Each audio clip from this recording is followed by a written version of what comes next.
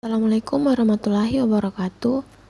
Perkenalkan, nama saya Sulastri Putri Meki dengan NIM 18 204089, program studi Ekonomi Syariah, asal kampus YIN Parepare. Baik, saya di sini akan menjelaskan salah satu materi dari mata kuliah saya, yaitu perpajakan dengan judul Konsep Dasar Pajak. Jadi langsung saja saya akan menjelaskan yang pertama, pengertian pajak. Menurut Undang-Undang Nomor 28 Tahun 2007, pajak adalah kontribusi wajib kepada negara yang terutang oleh orang pribadi atau badan yang bersifat memaksa berdasarkan undang-undang dengan tidak mendapatkan imbalan secara langsung dan digunakan untuk keperluan negara bagi sebesar-besarnya kemakmuran rakyat. Kemudian di pajak itu memiliki 3 unsur, yaitu ada wajib pajak, ada objek pajak, dan yang terakhir ada tarif pajak. Perbedaan pajak dengan pungutan resmi lainnya. Kalau di pajak itu pajak tidak dipungut berdasarkan undang-undang. Yang kedua, pemungutan pajak bersifat memaksa. Yang ketiga, pajak tidak mendapat balas jasa secara langsung. Yang keempat, berlaku untuk seluruh rakyat tanpa terkecuali. Kalau bedanya dengan pungutan resmi, di pungutan resmi itu pungutan resmi berdasarkan peraturan pemerintah. Yang kedua, pungutan resmi bersifat kebijakan. Yang ketiga, pungutan resmi mendapat balas jasa secara langsung. Yang keempat, pengenaan terbatas pada orang-orang tertentu. Kemudian ada 4 fungsi pajak, yaitu yang pertama, anggaran, mengatur, redistribusi pendapatan, dan stabilitas. Jadi yang pertama yang saya bahas yaitu fungsi budgeter. Pajak berfungsi sebagai sumber dana untuk pembiayaan pengeluaran pemerintah. Contohnya, pajak dalam APBN sebagai penerimaan dalam negeri. Kemudian yang kedua ada fungsi mengatur, yaitu pemerintah bisa mengatur pertumbuhan ekonomi melalui kebijaksanaan pajak.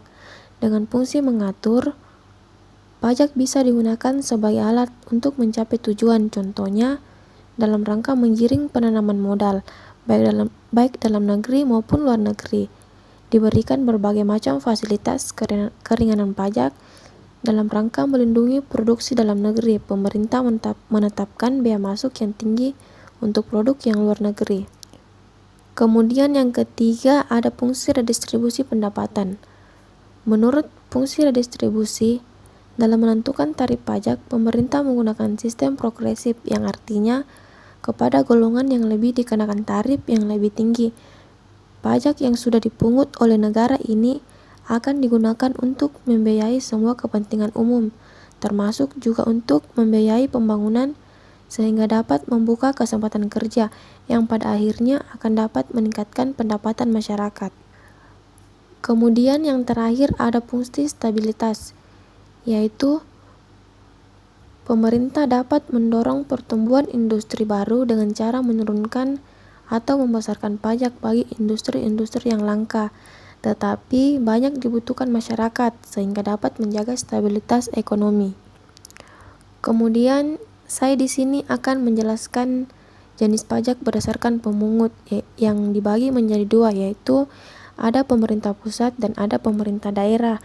Kalau pemerintah pusat, jenis pajaknya itu seperti pajak penghasilan, pajak pertambahan nilai, pajak penjualan atas barang mewah, bea materai, pajak bumi, dan pajak bangunan. Sedangkan kalau di pemerintah daerah itu dibagi lagi menjadi 2 jenis pajaknya, yaitu ada provinsi dan ada kabupaten kota.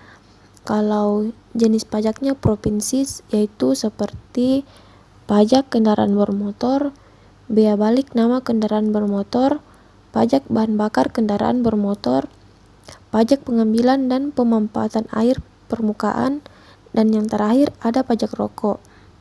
Kemudian kalau jenis pajaknya kabupaten kota yaitu seperti ada pajak hotel, pajak restoran, pajak hiburan, pajak reklame, pajak penerangan jalan, pajak pengambilan dan pemanfaatan air permukaan, pajak sarang burung walet, dan yang terakhir ada BPHTB. Kemudian di pajak juga itu memiliki dua sifat, yaitu ada pajak subjektif dan ada pajak objektif. Baik, saya di sini akan membedakan pajak subjektif dan pajak objektif. Kalau pajak subjektif itu pajak yang pemungutannya berdasarkan diri wajib pajak. Contohnya seperti pajak penghasilan. Kalau pajak objektif yaitu pajak yang pemungutannya berdasarkan objek atau tidak memperhatikan keadaan wajib pajak. Misalnya, pajak pertambahan nilai, pajak penjualan atas barang mewah.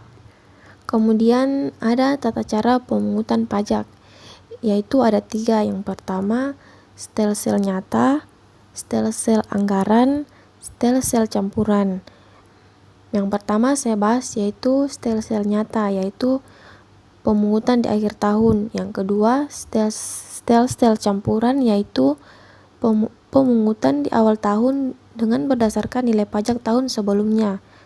Yang ketiga, ada setel-sel campuran, yaitu pemungutan di awal tahun dan disesuaikan kembali di akhir tahun.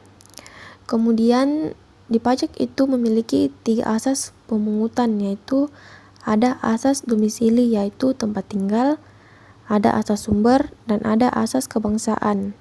Sistem pemungutan pajak yang dibagi menjadi 3, yaitu Official Assessment System, Self Assessment System, Withholding System. Yang pertama, Official Assessment System, yaitu pemungutan dan perhitungan besarnya pajak ditentukan oleh aparatur pemerintah.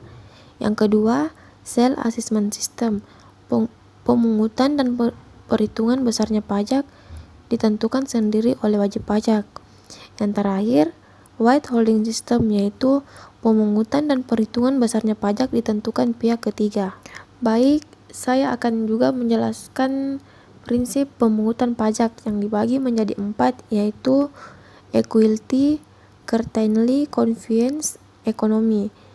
Yang pertama, equality, yaitu pemungutan pajak dikenakan secara umum dan sesuai dengan kemampuan wajib pajak atau sebanding dengan tingkat penghasilannya. Yang kedua, certainty, pemungutan pajak harus dilakukan dengan tegas, jelas, dan ada kepastian hukum.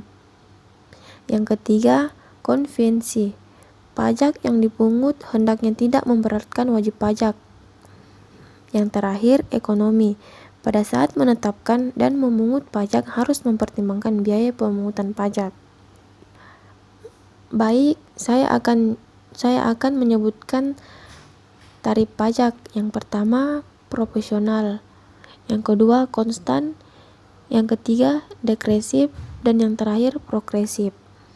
Jadi yang saya jelaskan pertama yaitu tarif pajak, yaitu tarif berupa persentase yang tetap terhadap berapapun jumlah yang dikenai pajak sehingga besarnya pajak yang terutang proporsional terhadap besarnya nilai yang dikenai pajak. Contohnya, untuk penyerahan barang kena pajak di dalam daerah pabean akan dikenakan pajak pertambahan nilai sebesar 10%. Yang kedua, ada tarif tetap, yaitu tarif berupa jumlah yang tetap atau yang sama terhadap berapapun jumlah yang dikenai pajak sehingga besarnya pajak yang terutang tetap. Contohnya, besarnya tarif biaya materai untuk cek dan bilet giro dengan nilai nominal berapapun adalah 3.000. Yang ketiga, ada tarif progresif, yaitu persentase tarif yang digunakan semakin besar bila jumlah yang dikenai pajak semakin besar.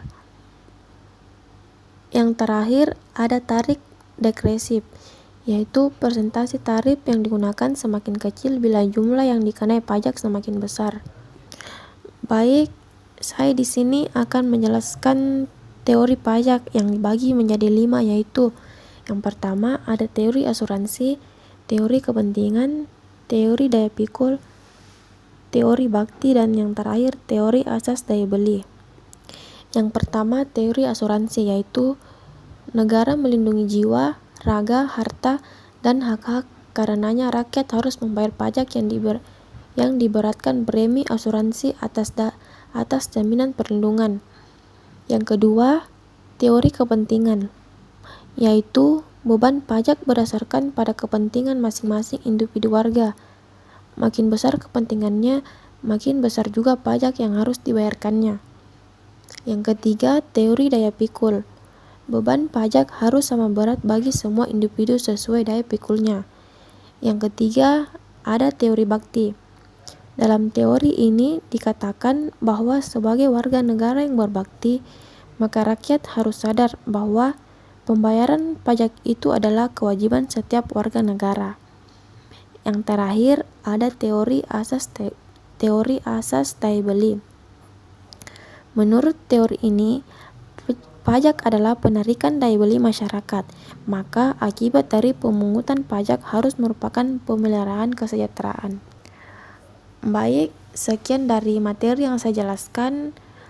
Assalamualaikum warahmatullahi wabarakatuh.